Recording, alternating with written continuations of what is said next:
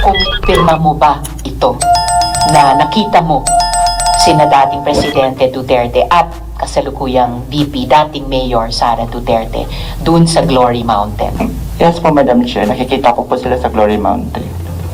Problema natin, kung makita ito ni Inday, sinong pangalan nito? Rene. Alias Rene. Pero Michael Maurilio, pangalan yan. Yung sirip lang nga nagkamali. Wawa ka yun. Ito ngayon, nagbibintangan mo si Inday. Inday has never been to Glory Mountain. She has never been into the Glory Mountain. Si Mayor. Ako, Pumunta siya doon. maraming beses.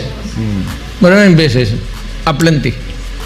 Pero si Inday, hindi pa yan napunta. Kaya, sana, yung Senate or committee, I will not make it personal, sana hininay nila yung testimony. Kasi lalabas yung totoo. Ganyan. Yes. Even lahat yung sinabi ni itong si kumpare ko, yung pangalan itong putang Alias Rene, Mayor. alias Rene, pare Rene, even if nagsasabi ka ng totoo, pag nagkamali ka ng isa lang, kagaya nitong baril sa Mountain Glory, hindi pa napunta si Inday dyan kailanman. Kaya baski yan dyan, sira na lahat yung sinabi mo. Yes. Yes. Pati yung iba pang testimony nila. yung Bagsak ibang- na lahat yan. Nagpunta kayo doon, mga banateros, sa Glory Mountain. Doon siya sa skyline, skynet, ang tinatawag namin. Yung may golf course, yung may kubo, at yung may tent. Doon nakasign ng taong yon. Nakita ninyo kung gaano kalayo ang chopper landing? 4 kilometers, hindi mo makikita. Oh, gaganong-ganong ka pa. Tapos nakita daw niya, ako magbigay, yung staff ko, kahit Bible ko lang, ayaw lang pabitbit sa akin eh. Baril pa, ang isang bag. Masasabi mo ba kung ilang metro ang layo o ang lapit ng mansyon kung saan ka landscaper dun sa tent? Like from here, then dun sa may pinto po. Okay. So, ganyang ilang metro Like, lamang ganyan po kalapit, Madam Chair. mula sa upuan mo hanggang sa pintong iyan ng ating hearing room. Yes po, Madam Chair. Okay. So, kaya mo sinasabi sa amin na nakita mo talaga na baril ang inilabas sa mga bag na inilatag dun sa tent. Kaya blatant lies are there in that Senate and you, Risa Hontiveros, knows that. Okay, so kino-confirm mo yan sa komite na nakita mo ng sarili mong mata na inilabas ang laman ng mga bag at ang lamang ito ay mga baril na iba't ibang klase. Yes po, Madam Chair. Paano mo nakita na baril ang inilabas sa bag? Di ba landscaper ka? Hindi ba kayo bawal lumapit dun sa tent? Yes po, Madam Chair. Mansion ni Kibuloy, dito lang po kami sa gilid ng landscape. The way she talks, the way she addressed me, you have to consider, Risa Hontiveros, this is a worldwide ministry of 7 million people under me. And I have to protect them. And you try to destroy my reputation by those witnesses that you put up there. We are on social media. All over the world, they are watching. And you're trying to dissuade them from believing me. I have to protect myself, not because I'm guilty. I have to protect myself from all of your unjust persecution to destroy the kingdom.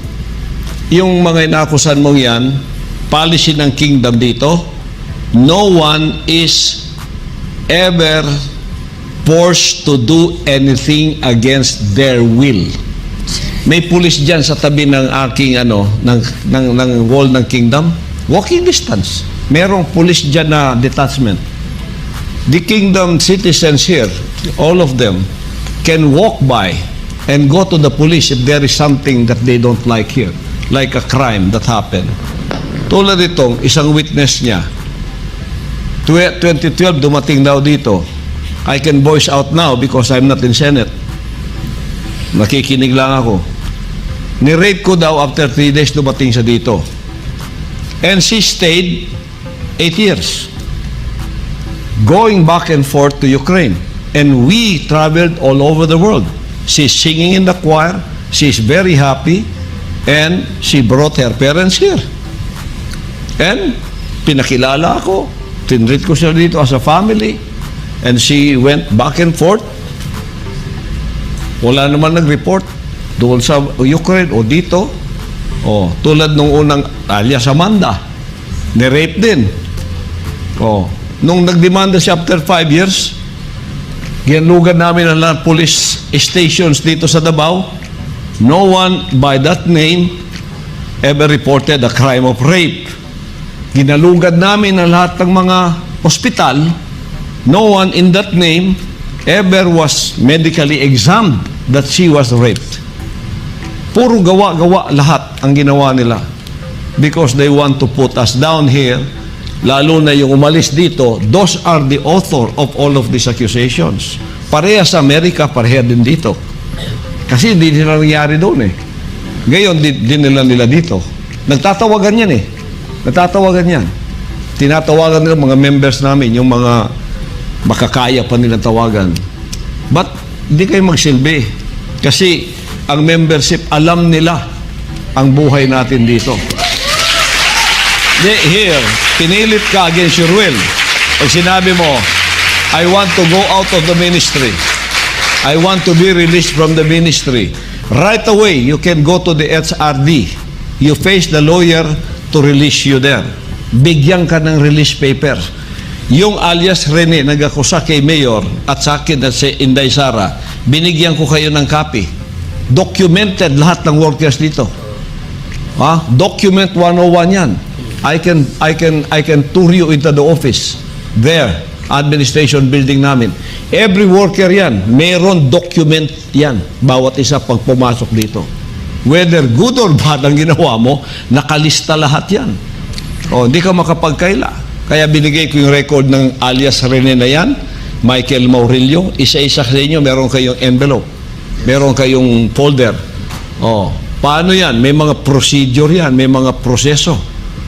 Umalis siya dito, nirelease siya, pumirma siya, lahat pinirmahan niya before he can be released. 2021, na-release na siya. Dumating si Mayor doon sa Glory Mountain 2023. Hindi kasama si Sara. Never was Sara in the Glory Mountain. Hindi pa nakapunta Sara doon. Hindi pa nakapunta si Sara sa Glory Mountain. Si Mayor lang nakapunta sa 2023. And this guy was released 2021. Nagpunta kayo doon, mga banateros, sa Glory Mountain. Doon siya sa skyline, Skynet, ang tinatawag namin. Yung may golf course, yung may kubo, at yung may tent. Doon naka-assign ng taong yon. Nakita ninyo kung gaano kalayo ang chopper landing? 4 kilometers, hindi mo makikita. Gaganong-ganong ka pa. Tapos nakita daw niya, ako magbigay, yung staff ko, kahit Bible ko lang, ayaw lang pabitbit sa akin eh. Baril pa, ang isang bag. Kaya blatant lies are there in that Senate, and you, Risa Hontiveros, knows that. And you are perpetrating a lie. How can I respect you? Alam mo, lie yan.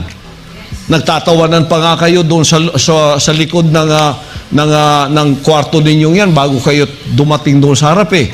Meron nakakita sa inyo. Nagtatawanan, nag-high five pa kayo. Nagtatawanan kayo doon. Alam niyo kasi lungalingan yung ginagawa nyo. But you try to be like parang formal ka doon sa harap, parang sino ka. How can I respect a woman like you even if you are a senator? And besides, you also have many cases to face. Marami pang akusasyon din sa'yo. Pagkatapos gaganituhin mo kami, ano kami, mga tanga? Ang taong bayan, tinatanga ninyo. Alam ng lahat kasi nungalingan nyo, lalo na kingdom ang ginamit ninyong former workers. Ilan ang kingdom workers dito nakatira? There are 1,000 workers here. Living here, na alam nila lahat yun. We have more than 10,000 working force as full-time workers. Alam nila lahat yan. May isa kaming buong pamilya. Alam nila kung sinungaling ko, hindi. Tapos, tinakpan ang mga mukha nyo. Tapos, pinagkakailapan ninyo na binayaran ninyo. You cannot fool the Filipino people. By doing that, akala mo maging vice president ka dahil yun ang ambisyon mo at our expense, you will never make it. You will never make. This has destroyed you.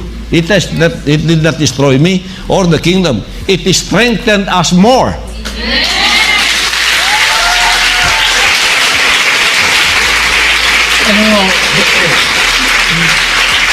Pastor,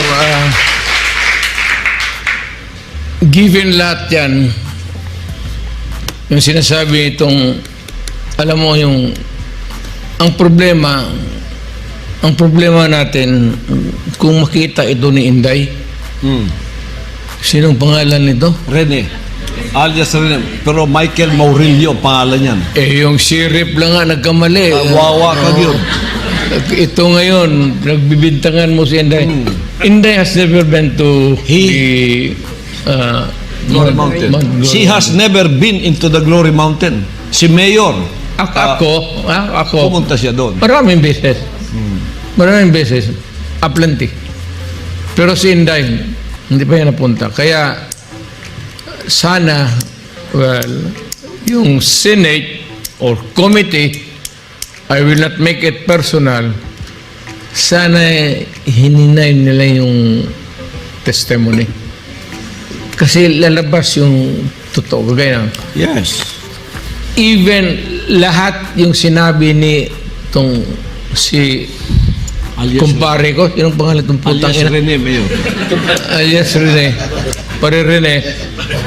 Even if nagsasabi ka ng totoo, pag nagkamali ka ng isa lang, kagaya nitong baril sa Mountain Glory, hindi pa napunta si Inday dyan kailanman. Kaya baski yan dyan, sira na lahat yung sinabi mo. Yes. Pati yung iba pang testimony nila. yung Bagsak ibang- na lahat yan. Bagsak lahat yan. Kasi baski pumunta yung Senate dito, yung committee, umakyat man sila doon sa ITC, may barangay dyan eh. May katabing barangay yan dyan. Malayo lang. Pero may barangay. Pero dadaan ka. Alam naman si Inday kung magtago, makikita ng tao. Naging... At saka, Mayor, never kayo nagsabay ni Inday pagpunta dito. Hindi nagsasabay yan pagpunta dito. And kung halimbawa, pumunta sila doon, dalawa. Ang protocol nila, yung PSG, Mayor, when he comes here, 3 days before, the PSG has taken over the compound. Wala nang makalapit dyan. Kami lang na mayroong marka dito sa dibdib na may plate number.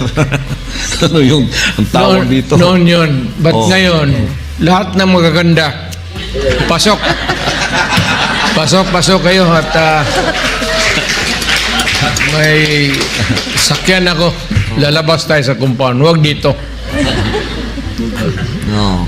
Yan ang pagkakamali ni Hontivero. Akala niya nakaalas siya doon sa testimony yon. Hindi ka nakaalas, Senator Risa Hontiveros. That has exploded big time in your face. Because everybody knows that you are lying. And they are all lying.